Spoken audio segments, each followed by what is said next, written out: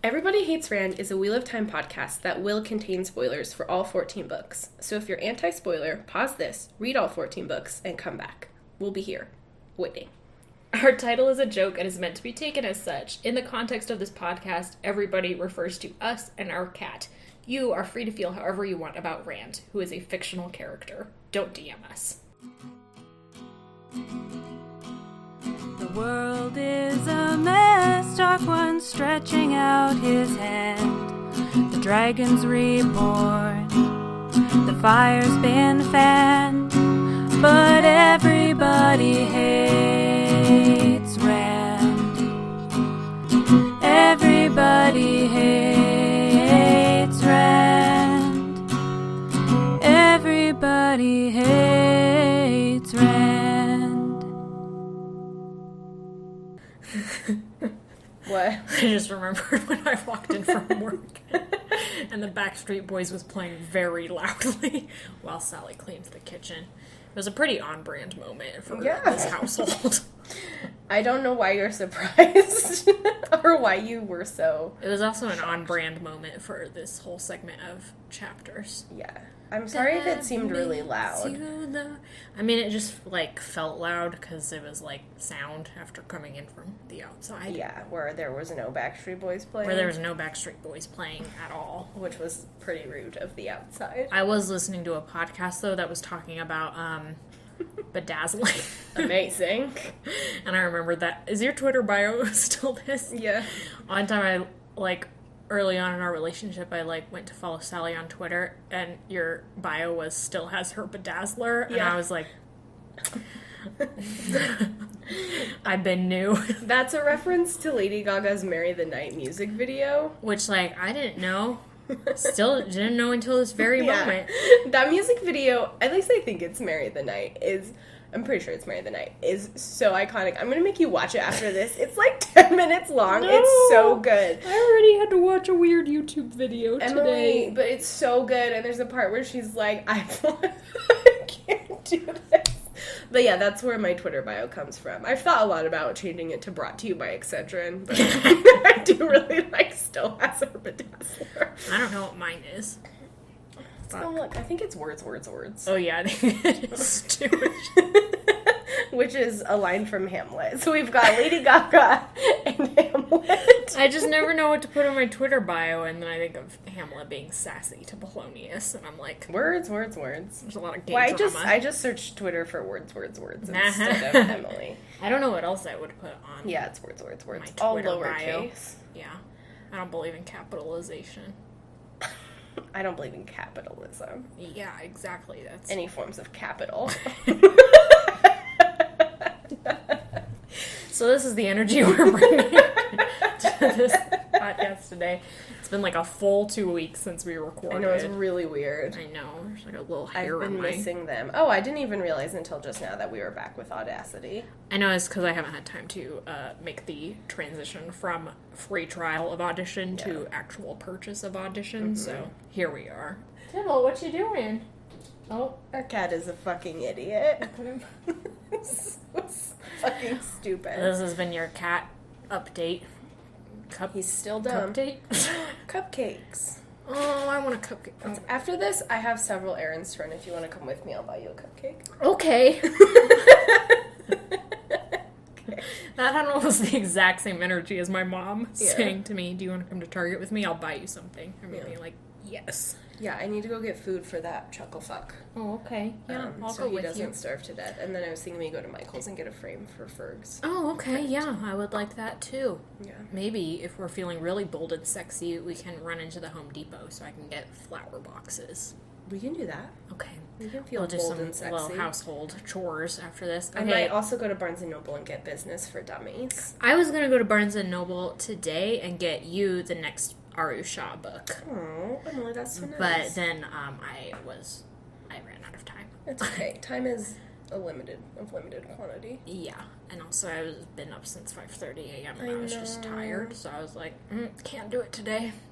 Can't go to the Barnes & Noble today, especially because then I have to confront the reality that nothing makes me happy anymore, apparently. Yeah, Emily had a trial in I had the a Barnes traumatic and Noble. experience Did you with go the to Barnes the and 4 Noble. Union Barnes and Noble? Did we No, have this we already conversation? talked about this, but I think I edited it out, and Oh, now it's yeah. on the blooper reel. Because that Barnes and Noble sucks ass. Yeah, we gave a whole Barnes & Noble review about my bad experience in the Barnes & Noble where they were playing the 50 Shades of Grey soundtrack, Oh, yeah, I think and we I couldn't did. find a book. A review of Salt Lake City Barnes and Nobles. Now I remember. It's been so long since we last recorded. I know, it's just been... I've missed you guys. How are you? Emily went to Disneyland. I got better. I probably still have the virus, but I can use my hands now. Yeah, you can use your hands. You do seem a little more energetic. Yeah, I have a lot more energy. So I'm back on the climb to health. So I cleaned the kitchen today because I've been a disgusting goblin to live with. Mad props to Emily for surviving that disgust. It's okay, I lived for 2 years in New York with some people. Certain folks. Who shall not be named. Although I could name them because I don't think they listen to this podcast at all. Yeah, no. But I shan't because I'm polite. Polite society. And I do my own dishes. Okay. Sometimes she does my dishes. Oh, I don't care about that because none of your dishes are gross.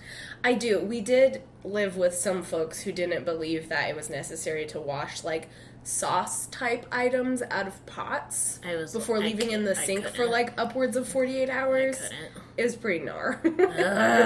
I can't talk about this or I'll get angry again. Okay, welcome to Everybody Hates Rand, your friendly neighborhood Wheel of Time podcast. I just remembered the part. Oh, spoilers for Avengers Endgame.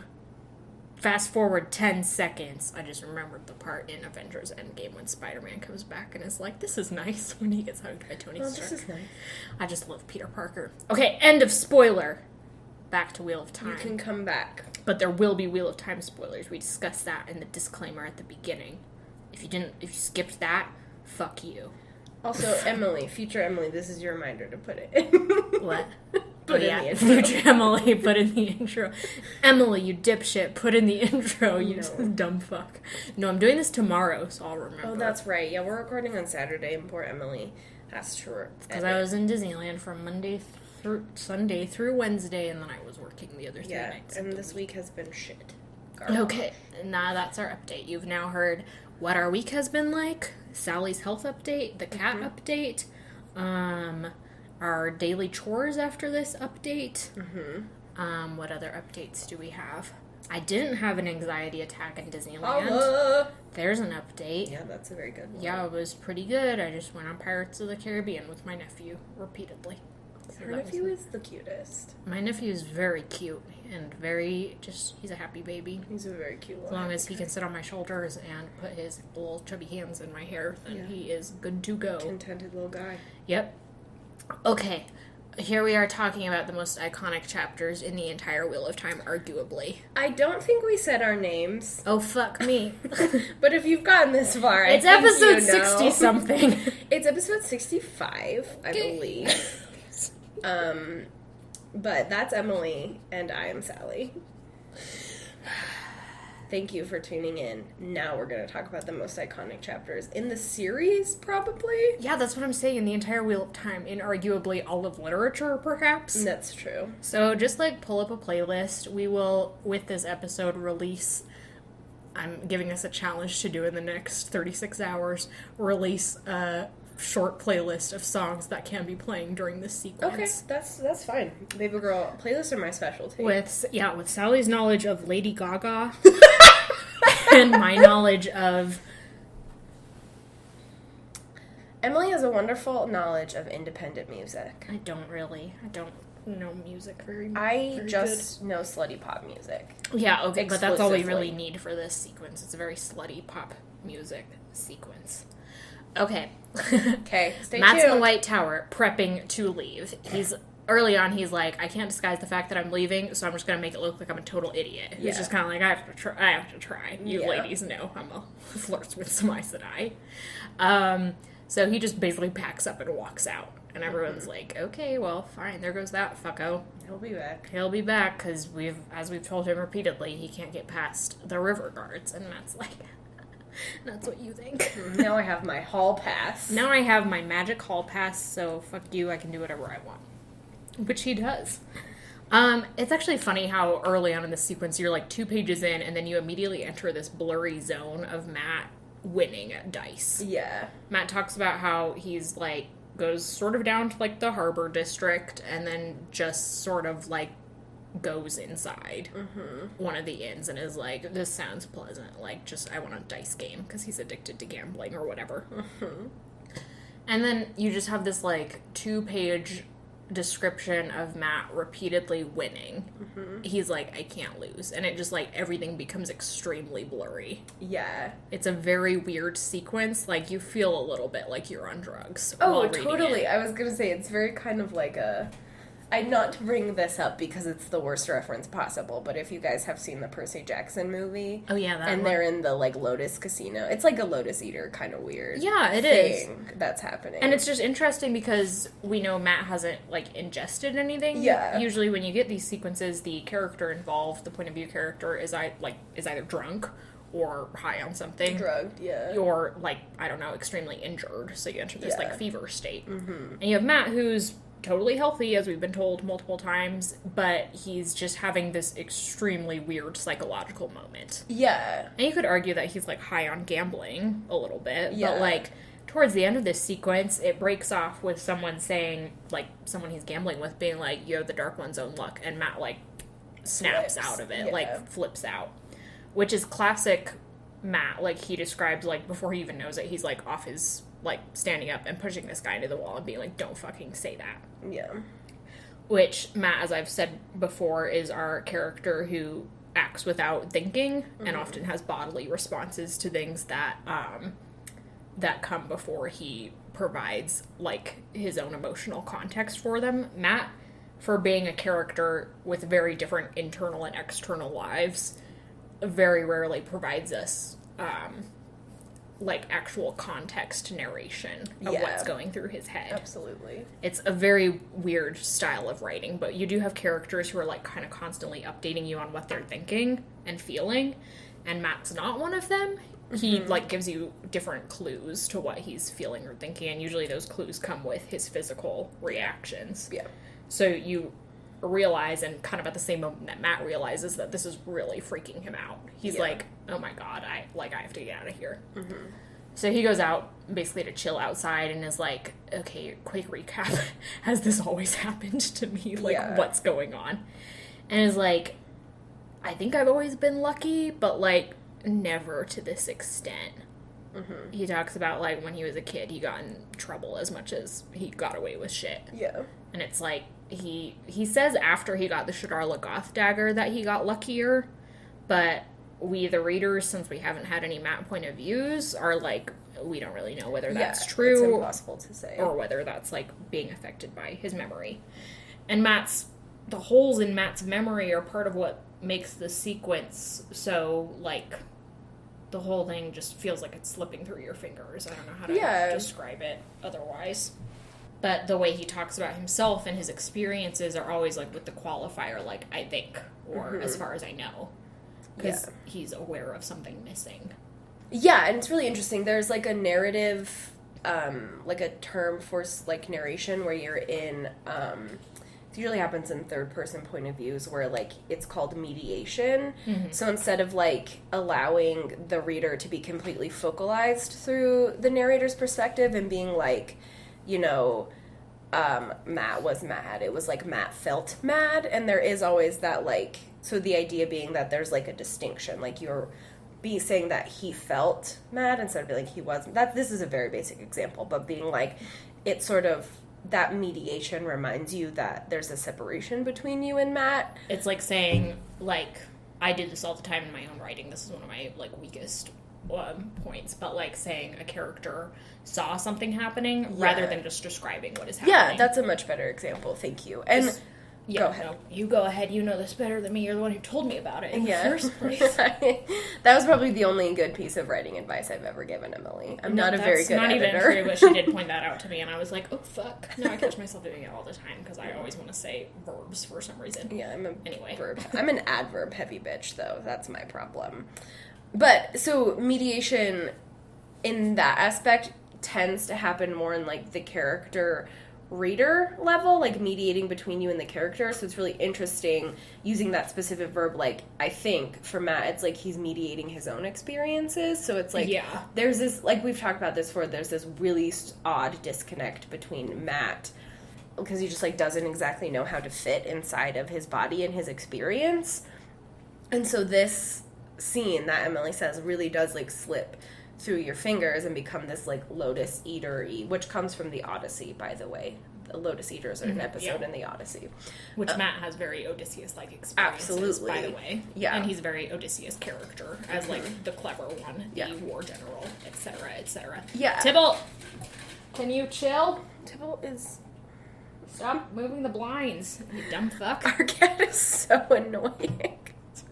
I told Emily earlier this week when she was gone, Tybalt woke me up by like stroking my face with his paw. It was so weird. Very weird. I was like, hello? Anyway, I don't even remember what I was saying about Odysseus. Lotus eaters, this lotus eatery. Yeah, and like it's interesting that this type of lotus eatery episode would then happen for Matt, because as Emily said, he's like our most Odysseus character, and like obviously the journey is an interesting part of all of our characters' arcs, but Matt, as we also talked about, has a really like journey in mythical terms where he's like going through these odd of course he's moving through physical space, but his like experiences are moving through like very archetypal episodes. Yeah, so Matt is moving through these sort of like mythological archetypal episodes where he goes through his like weird Frankenstein / exorcism in the White Tower, and here he's got his Lotus Eater thing, but also like a really interesting conflation of like god of wealth and god of death in these chapters in particular. And then he gets hanged like Odin does, and like all this like crazy stuff. Yeah, no, you're pointing out something that I've like always known but never thought explicitly, which is that like Perrin, for example, has this journey that is defined very much not in episodes. Yeah. Like, Perrin's narrations, much like Perrin himself, are just kind of like slow, steady, often just day-to-day stuff. Yeah. And things happen in those days, but they aren't like big things necessarily. And sure, Perrin has these epic moments like Matt, but there's usually more build up to them. They're usually contextualized more. Mm-hmm. Whereas Matt just sort of is stumbling through these scenarios like over and over again. This never stops. You can define Matt's journey literally by these little weird episodes of things happening. Yeah, because like when I think about Matt as a character, I'm like, oh, remember when he got hanged in Ruidain? That was weird. Remember when he walked through the store? Remember when he like... Remember his episode as, like, this weird scenario where he's basically a sex slave, you know? Yeah, which is all just, like, this crazy... We need to talk about that in context of Princess Leia sometime. Huh. Yeah, there's a lot of sex slave stuff that we'll talk about. Put that on the back burner. You just wait for Book Crown 7. of Swords. Yeah, there's gonna be some dunking. Yeah, somebody's about to catch these hands. Yeah. And it's Thailand. I think a kind of interesting and weird example of Matt mediating is this song that's going on in the background while he's dicing right before this incident with the guy calling him out on his luck. And it's like the singer had named the song as What He Said to Me, and Matt remembered the tune as Will You Dance With Me, with different words. And it's just like this thing that constantly happens with Matt. And this is sort of a foreshadowing of Matt having different memories of different people from different eras, like completely different historical times and places, who these tunes, like, Matt's familiar with tunes, but never with words. He's always like, I'm familiar with different words, different lyrics. Yeah, which also, not to keep bringing this back to, like, mythological archetypes, but, like, the... one of the romantic periods, in terms, like, romantic meaning, like, literary, like a literary period, like the English romantics were, like, Byron and Wordsworth, and I think this was the German romantic, some other weird romantic movement, which I studied in my fairy tale class, because there's a lot of songs in fairy tales. And the, like, an interesting, like, the reason that they kept coming back to this is that there was something that they suggested that was in tune, like, wordless music that allowed your, like, soul and your inner life to, like, transcend to a different level. And so it's like, again, I'm not saying that Matt has, like, the most transcendent arc. Okay, That's he does. obviously, like, for me personally, but within the context of the narrative, it's obviously Rand that goes through the apotheosis. Mm-hmm. But, like, having, like, tunes without music is just another kind of, like, archetypal thing that's just interesting about Matt. Yeah, just having, like, it's the way that, like, you hear a little, you can hear, like, things from soundtracks and just, like, instantly be taken back there. Like, this is dumb, but in Disneyland, when you're waiting outside to get into Disneyland, they play little bits from various Disney songs, including the Pirates of the Caribbean soundtrack. And, like, the instant I hear that, I'm just, like, on full body, like, Yeah. release the Kraken mode. Like, seriously. it's very, like, music just has a way of jumping you into moments, which is what Matt himself does. Yeah, what is... Oh my gosh, there's a word that I am trying to think of where it's like... We studied this in Lord of the Rings, where there's like a musical theme and it has like an impact on the body. Literally, what is it called? Yeah, I don't know. Sorry. It's a film term. Oh, this is gonna drive me crazy. Look it up. She'll get back to at the end of our segment, Sally Googles it.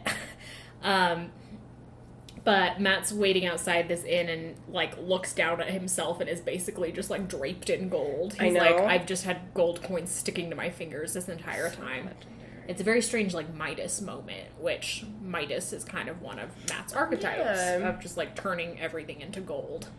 I never even thought about that. I never even thought about Midas. Midas. Very weird. And, like, Midas has, like, his own weird tragic ending and all this bullshit stuff that's going on. But, oh god, yeah, Matt has such weird... Matt also has an Orpheus theme, by the way, speaking of music. Music, actually, now that I'm thinking about it, is one of the things that Matt and Tom and Noel... What's his fucking name? I always want to call him... Well, Noam, I think, is the werewolf guy, right? Oh, yeah, that's right. So then Noel, and I always get those two mixed up, Noel is actually Jane Farstrider. Aye!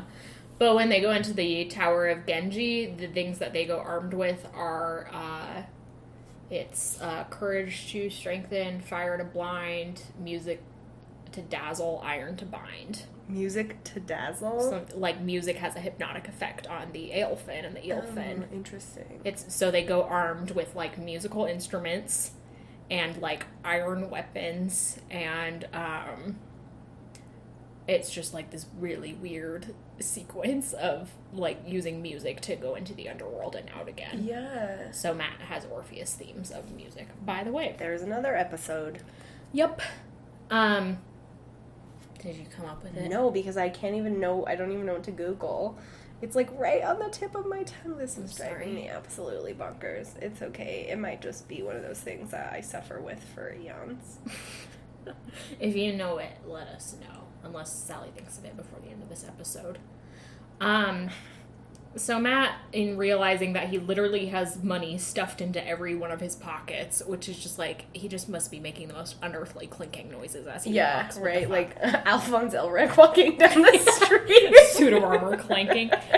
But he's walking around just, like, full of cash, and he suddenly is like, oh, I could get mugged at any minute. Yeah. And, like, just right when someone, like, exits the pub behind him and is like... And Matt's like, oh, fuck, and starts sort of reacting more defensively. So he sort of switches modes. And that brings the narration more into, like, the present moment, rather than this, like, narrative sequence of weird, dizzy events. But Matt just starts walking along the streets in Tarvalon. Eventually he realizes he's being followed, and he kind of ducks into a corner to hide, and is like, okay, I'll just wait here, and then they'll see me, and I'll attack them.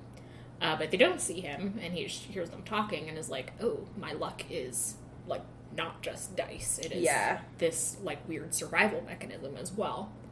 Which then comes out again as he, what is it with Matt in High Places? Actually, I know what it is with Matt in High Places. I, in my current Dungeons & Dragons campaign, play a rogue, and I fucking always am trying to get to a high place. If there's something to climb, I will climb it, because, like, that's the only advantage I ever have. Is if I can hide up above, then I get to use, like, sneak attack, which, like, quadruples the damage I can do. So, whatever the fuck. Matt loves high places, like the little rogue he is.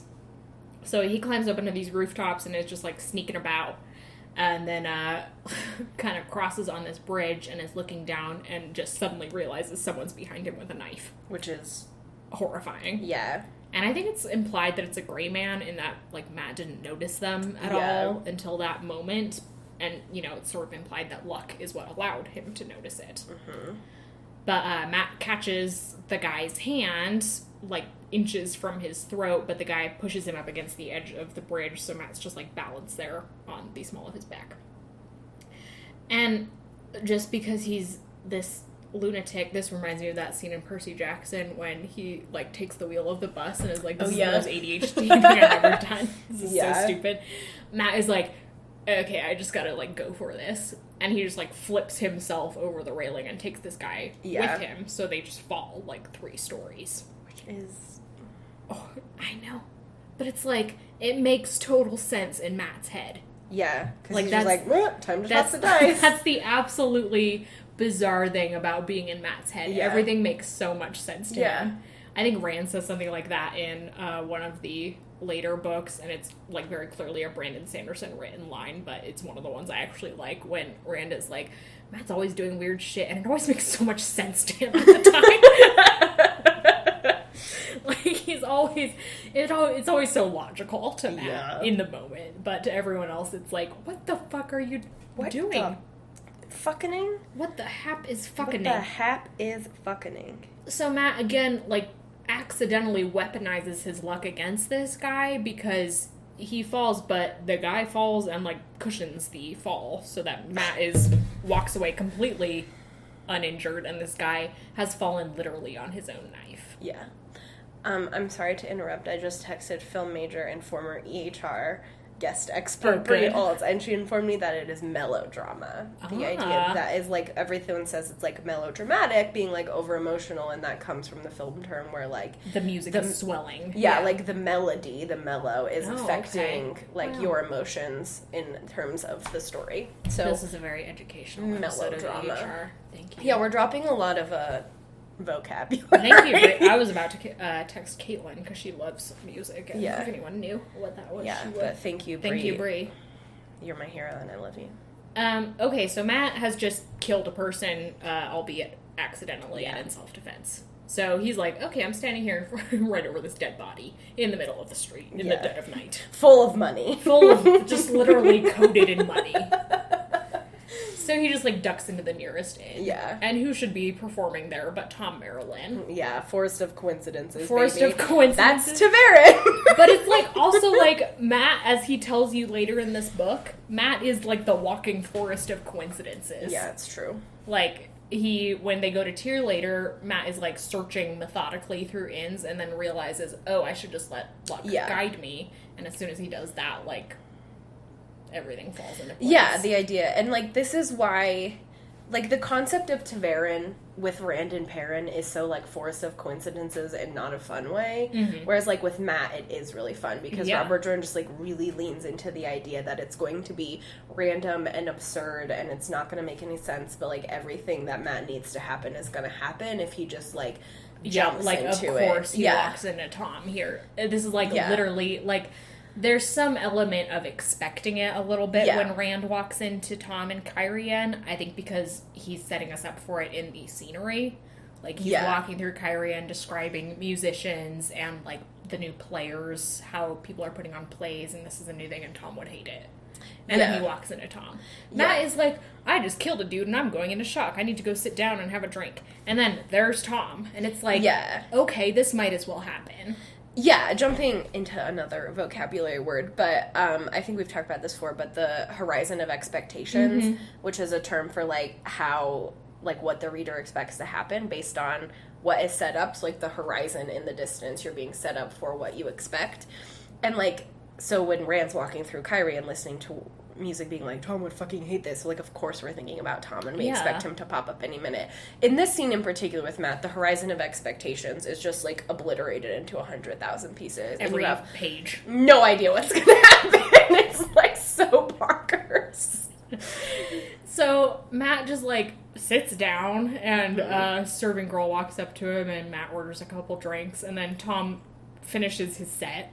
more or less. Yeah. Which is a story, by the way, about Mara and the three foolish kings, which is Mary and the three wise men. Yeah, and we get a section of it, and it is absolutely absurd and nonsensical in a very, like, folk-tale-y way, which is another one of Matt's little pings. Yeah. So it's like, this whole sequence is like, do you get it? Do you get it? It's like about this woman who, it's implied is just kind of like a peasant woman, you know, a very naive-ish woman, who's just, like, putting some royal buffoons on there, like, putting them back in their places. Yeah. You know?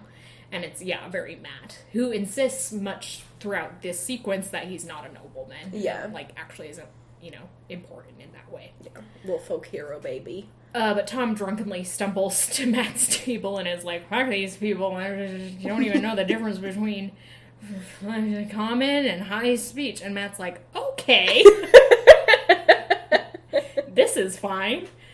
And then Tom just, like, starts drinking more, and the serving girl is like, I'm sorry, why, if I'd known you were buying for Tom, I would not have provided this alcohol for you. And Matt's like, how was I supposed to know that he was fucking wasted playing the harp? Like, dude was playing the harp. Yeah, excuse me. So this woman, and then her sister, I guess, is just, like, berating Matt. And Tom, and Matt orders 3 chickens. And then it's like, Tom, do you want anything? These women are like, what the fuck? What is happening? It's just so casual about it. I know. He's like, I'll get 3 or 4 chickens. Tom, do you want anything? And Tom's like, what? No, and I love this too, because it's another scene where, like, there's a lot of talking, and the narration doesn't mention that Matt is eating until Tom is like, what? Where'd it go? So you imagine Matt is just, like, inhaling Kentucky Fried Chicken at a god-awful rate. It is, like, so... It's so funny. Oh, my God. I love him so much. Anyway. They're kind of sitting there. Eventually the chickens come, and Matt is just, like, eating them. Yeah, just inhaling them. Like, fucking... Oh, my God. Just, like... But Tom sort of, like, blurts out his many traumas, and, like, we have it contextualized for us because we saw how Tom's freakishly young girlfriend got murdered, and then Tom was like, I'm gonna kill the king. So, like, we're accustomed to that. Matt is not up to speed and doesn't care. Yeah. It is hilarious. It is frankly hilarious. Tom is, like, the crazy uncle who is just full of batshit stories, and Matt's just like, whether or not these are true, I do not give a fuck. Yeah. Because Matt is having his own absurd experience. Yeah. And later Tom will be like, are you going to tell me the truth about this bullshit? And Matt's like, I did tell you the truth. It just keeps happening. That's all there is to it. Don't know what to tell you. That's the end of the line, babe. But, oh my God. But Tom's like, I love 2 women. Morgasa was so mean to me, and then this other lady, I got killed. So then I killed someone. And Matt's like, can we stop talking about murder? Like, I'm trying to eat here. I, too, just killed a man. It's old news. Mama! Can we get past just this? killed a man. Want to eat my chicken. But Matt has this particular brand of helping Tom, which is that he's like, okay, enough with the self-pity. Are you going to come with Camelin, to me with Camelin, or to Camelin with me or not? Which is very odd because, again, Matt doesn't provide us with the context of being like, I'm going to be helpful for Tom. Like, I feel bad for him. Yeah. He saved my life once. I really want to help him. It's Matt just being like, okay, stop being, like, come to Camelin with me. Yeah. But, like, the only advantage Matt gains, like, Matt doesn't gain an advantage from having Tom with him. Yeah. Matt could just as easily do this on his own. Yeah. Certainly now with his weirdo luck. With his weirdo superpower. But he brings Tom along because he's like, okay, this is my crazy drunk uncle who loves adventure. So he clearly needs to get out of here. Especially because Tom has this annoying monologue about how he's in Tarvalon to punish himself. He's like, I'm just flagellating myself. This is as self-destructive as I can get. Yeah. What are you doing in Tarvalon? And Matt's like, I'm getting out of Tarvalon. Like, you should be. What the fuck? Yeah. You're insane. It's like, Tom has this very boring, like, plot line about just drowning his miseries, his very dumb miseries, because they're all about how he's suffering because women died or whatever. Yeah. And, like, okay, ugh to that bullshit. But then Matt sweeps in and is like, A, don't care. Yeah. B, come with me. C, don't talk to me about women ever again. Like, I just don't care. Yeah. Which, again, makes Matt the most refreshing point of view character in the entire world. Ugh. Tom's like, what did you do with those chickens? Matt's like, sometimes I get hungry. Tom's like, that's not an explanation. Yeah. So Tom's like, yeah, sure, I'll come with you. Like, this conversation takes place over, like, 3 pages. It's very... Yeah. Everything's just going. Mm-hmm. Tom goes off to get his stuff, comes back. The serving girls who were berating Matt earlier are like, oh, you're not so bad, you're getting Tom out of here. One of them gives Matt some of his money back because he tipped her and is like, here, this is for your pretty eyes. And it's just like, Matt's like, okay. It's like, oh, I have pretty eyes, don't I have pretty eyes. Yeah. She's like, you look like a starved lunatic. I was thinking about this today when I was listening to the song, but another good Matt Cathon song is Oops, I Did It Again by Britney Spears, which is kind of about not totally knowing that you're flirting with somebody. It's just, like, sort of happening. I know, yeah, Matt has these, like, just little moments of flirtation. Which I love. Where he's like, that girl has pretty eyes, and then she's like, you have pretty eyes, and he's like, thanks. Love that. Yeah. Love your attitude. You know that, like, meme of Tom and Donna from Parks and Rec when they're like, yeah, I think exactly. about that every time Matt's like, oh, she thinks I'm pretty. Yeah.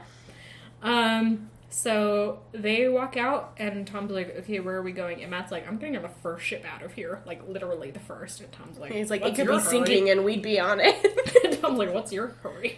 And Matt's like, we're getting out of this city. I hate this damn city. Yeah.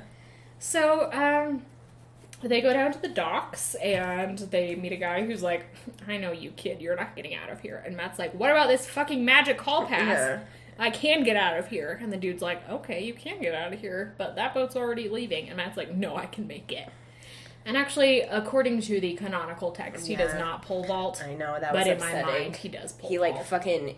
Instead, he, like, javelins. He yeets his fucking staff and then onto just the leaps. boat and then long jumps like some fucking Olympian. But I'm telling you, he should have pole jumped. Come on, like Robert. But usually with pole jumps, the pole stays behind. So, really, he's thinking very tactically, but in my head, he totally... It would require, like either for him to be, like, stepping down. Yeah. Or, like, to have intense upper body strength to get the momentum because his staff isn't bendy to Yeah. pole vault. But I just want to believe. But it wouldn't have be. It's just like in my head he pole vaulted, but yeah, he just yeets his staff He and yeets then his staff himself. and then just like ducks and rolls onto the ship. Yeah. And meanwhile, Tom's like, Tom like smashes into the side of the boat. Tom's like, I'm like 90. What are you doing? Matt's like, with me, you're a spry 60. Stay on board. My life takes 30 years off anyone's life. Come on. That's why Rand acts like a baby. It's my love of fireworks. Oh, that boy and his explosives. I know. So then commences the most hilarious negotiation of all time with the ship's captain, who's like, get off my ship. Like, get the fuck out. Matt's like, here's some money. I want to stay on your ship. And the dude's like, you know how much money it would take for you to stay on this ship? And Matt's like, here's what I want. I want you to tell me how much it would cost for me to stay on the ship and have a cabin. And have your cabin. Have your cabin and be, like, fed really well. Yeah. Like, I'd be getting fed what you're getting fed.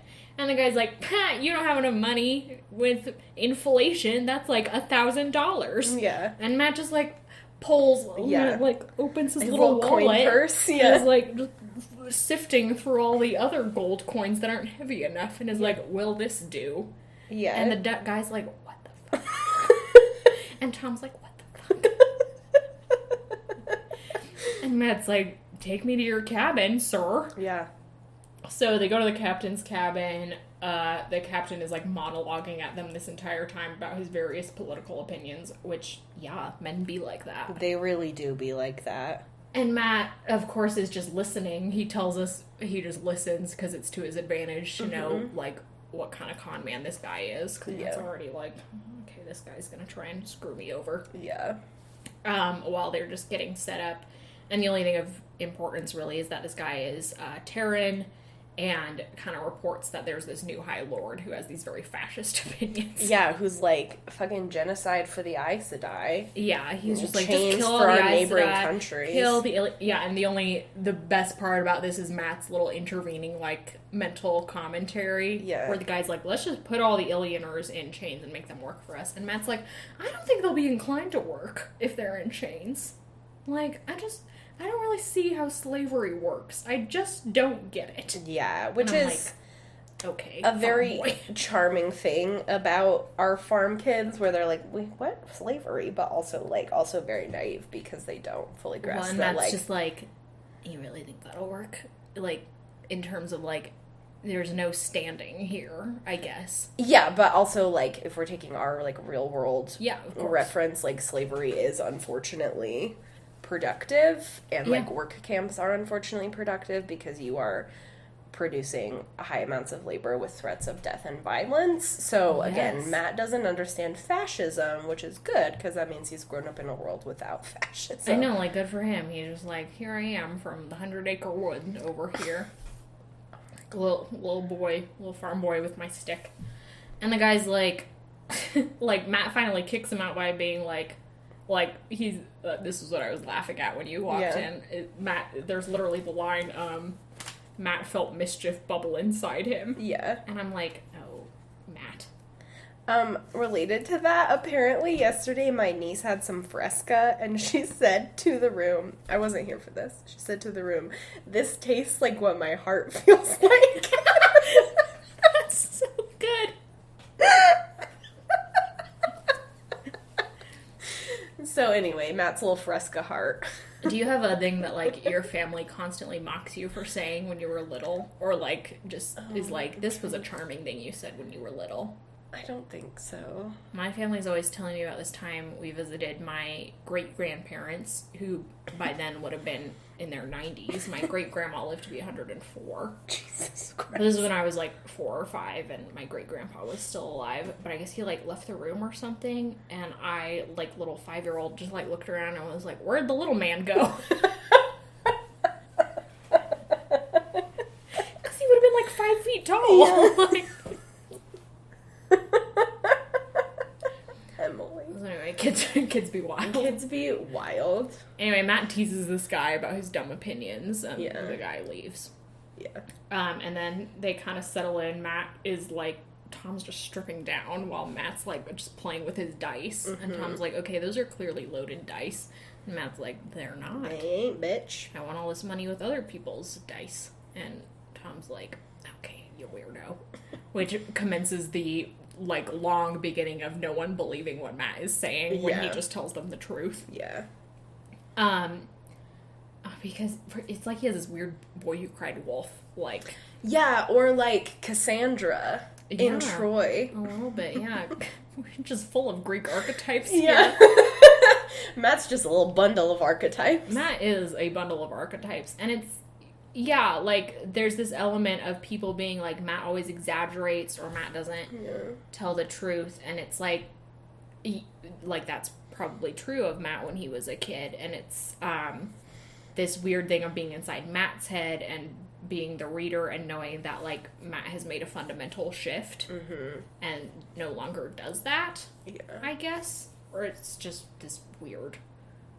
So, yeah, he has this weird thing of always telling the truth, and everyone's like, no, fuck you. Don't believe you, bitch. Don't believe you. And, like, Matt, being the charming character, gets frustrated with this way less than I would. Yeah. He is just like... And he also, like, uses it to his advantage Yeah. sometimes, where he's just, like, he's like, I know they'll think I'm lying. So I just flat out tell them the truth. All the time. Because he's such a fucking psycho. So fucking absurd. Matt's life is truly a comedy of errors. Like, oh my god. And then Tom's like, I hope you don't snore. And Matt's like, you snore? Because they're sharing a bed, which, like, was a weird... Like, Matt is so young in this, like, sequence, especially for me. I'd never really think of Matt until later in the books, maybe around book 6 or 7, as, like, a young man. He's, like, a teen in my head, so the idea of him sharing a bed with a man who's not related to him, or even one who is related to him, is, like, freaky to me. Yeah. And I'm like, oh, don't like this. Yeah. But Matt's just like, normal day in the office, sleeping next to Tom Marilyn. And he's just laying there thinking, and then because this sequence has to go on... Yeah, as if it couldn't get any weirder. As if it couldn't get any weirder, he starts hearing, like, footsteps up ahead, like, up above on the deck, and then, like, right outside his door. So he's like, Tom, oh my god. Tom's like, fuck you. Tom's like, murder. And Matt just, like, gets out of bed and, like, gets prepared with his quarterstaff. So then when the door bursts open and there's 2 people literally there to kill him, Matt just, like, kills them first. Yeah. And it's like he has this moment of you know, it's my life or theirs, and I'm just going, yeah, it's my life. Yeah. And then he's like, I don't know how he jumps to this conclusion of, like, thinking that there are more people. Give me a second. Oh, yeah, he just hears more over ahead. Yeah. So then he just grabs the cloak from one of the dead men and, like, pulls the hood up over his, like, fucking boxer briefs that he's wearing. His MeUndies. His MeUndies. And then, like, goes up to the deck to, like, the guy who's now steering the ship, and Matt's like, ugh, he's dead. And the guy's like, oh, good. Like, finally, he's like, causing what? so much trouble. Wait, who are you? Yeah, what Lewis? was that? And then Matt kills him, too. Yeah, and then Matt's just like, fuck you. Then another guy, like, comes up to kill Matt, but luckily Tom is now awake and knifes him. Yeah, yeets a knife at him. Yeets a knife at him. And then, like, they go to the side of the ship, and there are 2 more, like, literally half a dozen dudes sent after Matt. Yeah. And this is never, like, given Yeah. context for us. We don't know who sent these guys. It's just people constantly trying to kill Matt. It'd be like that, I guess. And this, like, just happens all over the place. Matt is constantly the victim of random would-be assassins. Like, why not? This is accumulation of money, I think. Partly. Karma. Yeah. When you get rich, people try to kill you. Yeah. As it should be. It's Yeah. a circle of life. That's the circle of life. Jeff Bezos. Watch out. Coming for you. Bunch of hoodlums. Anyway, so, Tom's like, should I kill these dudes too? And Matt's like, no, I've killed 3 dudes, technically 4 tonight, so I'm a little bit done with I'm a little good with my the murder. bloodthirstiness is My murder quota's dampened. And, like, thus sort of ends the night. Tom remains behind to, like, talk to the captain about it, and Matt just walks off, and someone's like, oh, he's cold. Like, he's an assassin. good. Yeah. And Matt, like, again, we have Matt going through this thing of walking into the cabin and then just falling. Yeah. Like, not making it to the bed because he's in shock. Yeah. Which, again, classic Matt. And Matt is the last of the 3 boys to go through the classic male coming of age in fantasy, which is killing someone. Perrin does it in book 1 and immediately becomes emo. Rand does it in book 2 at the end and also immediately becomes emo. Matt does it here and is, like, survival instincts on lock and does not change a thing. Yeah. Which this proves that Matt has the superior plotline. Yeah. That's all I'll say about that. Speaking of Rand, we cut over to him as he's, like, lingering by the fire, having one of his, Emo moments. post-war flashbacks to how depressed and manic he is. Where he has a little aside about what it is like to be Taviran. Yeah. Like, people changing things around them. Which I think is supposed to be Robert Jordan slyly being like, and here's the explanation for this weird sequence of events that's just happened. But it's also like, I'm not dumb. Like, I know Matt's one of the 3 main boys. Like, weird shit should happen. Forgotten. Of course, I haven't experienced it like this before. But sure. Never seen a girl like you before. Yeah, the one weird thing about Rand's whole thing is that he talks about people coming to kill him and wearing faces of people he loves, which... Is that in his dreams or in real life? That's what begs the question. Yeah. Because we do, throughout Rand's very infrequent points of view throughout this book, like, people do actually try to kill him. Mm-hmm. Physical people tangibly try to kill him. And then the question becomes, like, are there actual people in, like, some disguise? Because the Forsaken can do that. Mm-hmm. Who show up looking like other people, or normal people who show up to kill Rand, and he just interprets them as looking like other people? Yeah. Or is he just dreaming these things? And it's another thing that's never settled for us. What else? Is there anything else to say? No. We covered that sequence. We did it due diligence. I mean, can we ever do it enough due diligence? You can't. It's just so perfect. So funny. It is so hilarious. And it's like everything with Matt has also this, like, these weighty moments to it. of, like, Matt's the one character who can kill a person and be affected by that, and me, like, actually feel for him. Yeah. I'm, like, desensitized enough to violence in fantasy books that when Rand kills someone and is like, oh my god, I just killed a person, I'm like, yeah, skip that. It's part of the hero's journey. I'm bored. Yeah. Bored. But when Matt's like, fuck, I just killed 3 people in self-defense, and I'm not gonna feel sorry about it, but it is a traumatic thing that just happened to me. Yeah. I'm like, yeah, fuck. This baby just can't catch a break. I know, and he hasn't even slept, and he's only had 3 chickens. Like, he's probably still hungry. He needs at least 12 chickens. And he has to sleep next to Tom, who snores, and it's like, cut him a break. Give but at least he's out of chickens. Fantasy Vatican. He is out of the Fantasy Vagina City. Yep. And God bless. tragically, we now have to cut over to Perrin for, like, a few episodes. I know. Hopefully this sequence can just, like, sustain us. It's so To good. the next map point of view. Ugh. I love that dumb boy. He's so good. In this house, we stand a legend. We do stand a legend, Macathon. Okay, who knows how much I'll edit out of that. If I didn't edit very much out, then sorry for the long episode, but hashtag no regrets. Yeah, no regrets. 3 chapters, 3 very good chapters. Let's talk about. What do we have? Some housekeeping. In April, we got really close to breaking 4,000 downloads, so that was really exciting. Thank you to everybody who listened. And in May, it would be super exciting if we could bring that up to 5,000 downloads. 5,000 for the 5th month of the year, if anyone's counting. Tell your friends to download this episode specifically. Yeah, this episode specifically. This is what will get them into Wheel of Time. Yeah. Yeah. This crazy bullshit. This crazy bullshit. And if we get to 5,000, I'll make Emily do something fun and crazy again, like we did with Supernatural. It might not be on the podcast. Maybe it'll be like. I thought you meant like get a tattoo or something, and I was like, huh. No. Like, I mean, I would get a tattoo for this podcast. It wouldn't be related to this podcast. I wouldn't do that. But what if you got one that matched Cammy's? Doesn't she have like till water? Oh yeah, runs actually, out I or would. whatever? I would do that. Camry, our number 1 listener, has a cool tattoo on her bicep. This bicep, I think, says "Till shade is gone." Yeah, that would be fun to get a matching one. Say "Till water is gone." Yeah. Yeah, I would do that. That would be chill. But, so maybe Emily will get a tattoo, or maybe we'll like. Who's to say? I haven't broken the news about my belly button piercing to my parents yet, so we should probably see how that flies before I think run it's around getting incredible tattoos. that you would break the news to them at all. I just would feel weird about like suddenly showing up and having a belly button piercing and a tattoo, like in my swimsuit, you know? Because my mom has my mom. It's both my parents, but it's my mom's swimming pool, you know? Because Chris doesn't give a fuck. My parents have a swimming pool in their backyard, so I will unavoidably have to go swimming in it at some point this summer. So it's like, I can't do both at once to them. They'd have a heart attack. Well, anyway, Emily may or may not get a tattoo, or maybe we'll like live tweet or blog about something on our website. If you guys have any ideas of fun things you want EHR, or painful things you want EHR to do, if we get to 5,000 downloads, let us know. That's kind of the main thing. As always, you can find us on Twitter, Tumblr, Instagram, now on Goodreads. Hell yeah.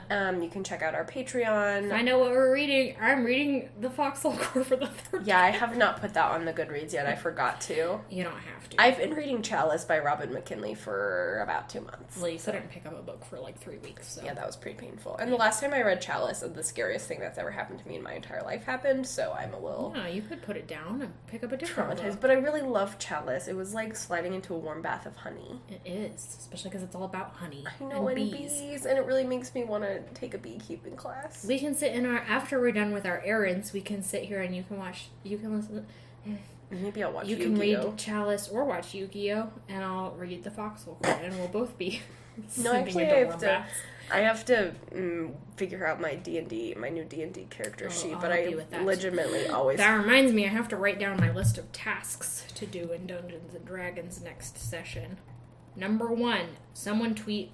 If anyone knows who, like, the god whose, like, symbol is rabbits is in the Dungeons & Dragons thing, let me know, because he showed up, so... We can look up that shit. No, I don't want to look it up, because that feels like cheating, but if someone on the podcast tells me, that feels less like cheating. Okay, I know for sure that Sarah McClintock plays Dungeons & Dragons. Sarah, I think she's DM'd. Sarah, tell me. It'd be amazing if Sarah was your DM. Oh my god. I'd cry a lot. Sarah, I love you. God damn it. Okay. Do you have a sign off for us? I was going to read this screenshot that's Speaking of Sarah McClintock. I'm sorry, we just love her. Okay, so this was after we